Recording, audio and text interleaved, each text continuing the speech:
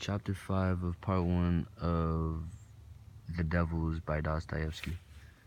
She even designed the clothes he wore all his life herself.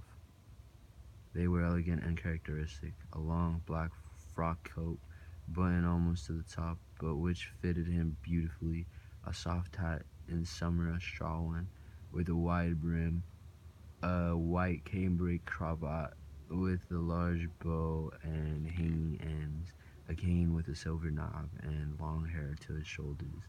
His hair was dark brown, and it was only quite recently that it had begun to go a little gray.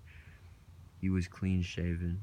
I am told that he was exceedingly handsome as a young man, but in my opinion he was unusually impressive also in his old age, and besides he could hardly be called old at the age of 53, but because of his affected pose of a patriot, he did not even try to look younger, but seemed to flaunt the solidity of his age, and in his suit, tall, spare, with his hair hanging down to his shoulders, he looked almost like a patriarch, or to be more exact, like the portrait of the playwright Kukulonik engraved in an edition of his works published in the 30s, especially when he sat in the garden in summer on a seat beneath a bush of flowering lilac, leaning with both hands on his cane, and an open book beside him, and sunk into a poetical reverie over the setting sun.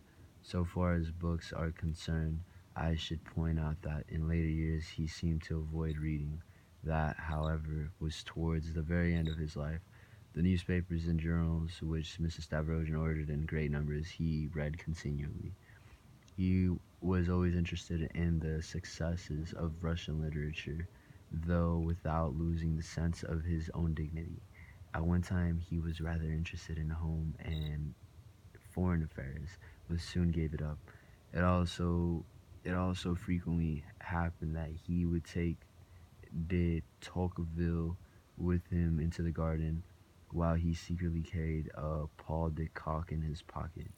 Still, this is not important. Let me say something too in parentheses about Koklonik's portrait.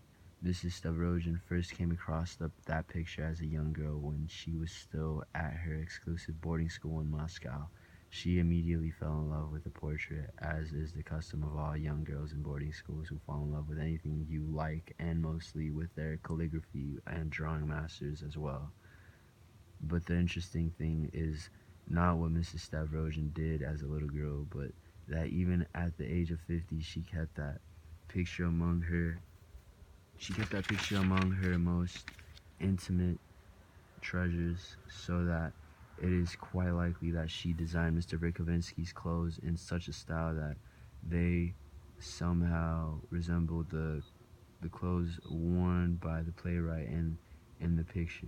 But that too is, of course, a trivial point.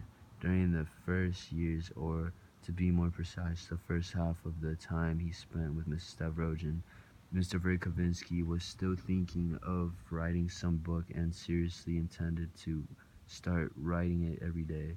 But during the second half, he seemed to have forgotten everything he had ever known. More and more frequently, he used to say to us, "I seem to be ready to start work. I have collected all the materials, but somehow or other I cannot sit down to it. I just can't do anything." And he would drop his head dejectedly. No doubt this was meant to increase his prestige in our eyes as a martyr to learning, but he himself was after something else. "I've been forgotten. I'm no use to anyone," he would exclaim more than once. This intensified despondency took hold of him, especially towards the end of the 50s. Mrs. Stavrogin realized at last that it was a very serious matter.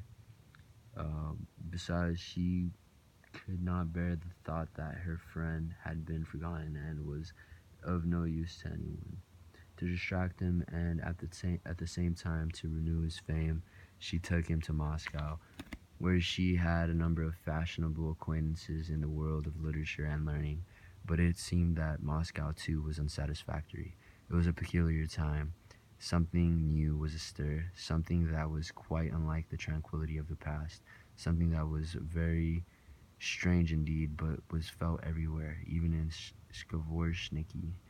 All sorts of rumors reached our town. The facts were generally more or less known, but it was clear that in addition to the facts, there were certain ideas that came with them, and moreover, in great numbers.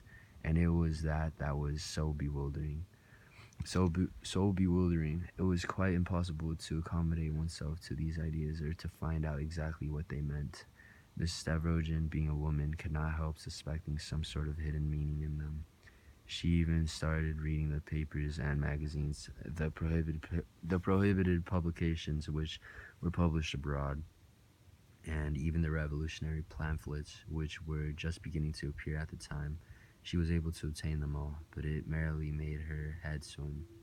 She started writing letters, but she received few replies, and the longer it went on, the more incomprehensible it all became. Mr. Verkovensky was solemnly summoned to explain all these ideas to her once for all, but she remained decidedly dissatisfied with his explanations. Mr. Verkovensky's views on the general situation were extremely supercilious. He reduced everything to the fact that he had been forgotten and was of no use to anyone. At last he too was mentioned, first in the periodicals published abroad as an exiled martyr, and immediately afterwards in Petersburg as a former star of a famous galaxy. He was even for some reason compared to Radishchev. Then someone published a report that he was dead and promised to write his obituary. Mr. Verkovensky immediately came to life and assumed an air of great importance. All his disdainful views of his contemporaries immediately disappeared, and he was overcome by a burning desire to join the movement and show his powers.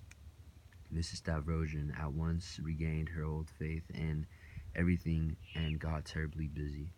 They decided to leave for Petersburg without delay, to find everything out on the spot, to look into everything personally, and, if possible, to throw themselves heart and soul into the new work.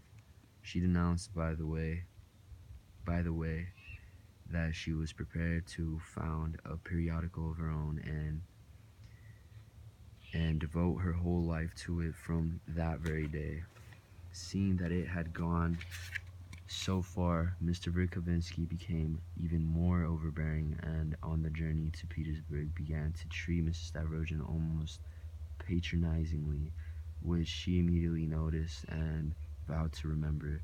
She had, as a matter of fact, another very important reason for the journey, namely the renewal for her of her former connections. She felt that she must, as far as possible, remind society of her existence, or at any rate have a good try. The official reason for the journey was to see her only son, who was just then finishing his course of studies at the Petersburg Lycée, whatever the fuck that is. End of chapter 5.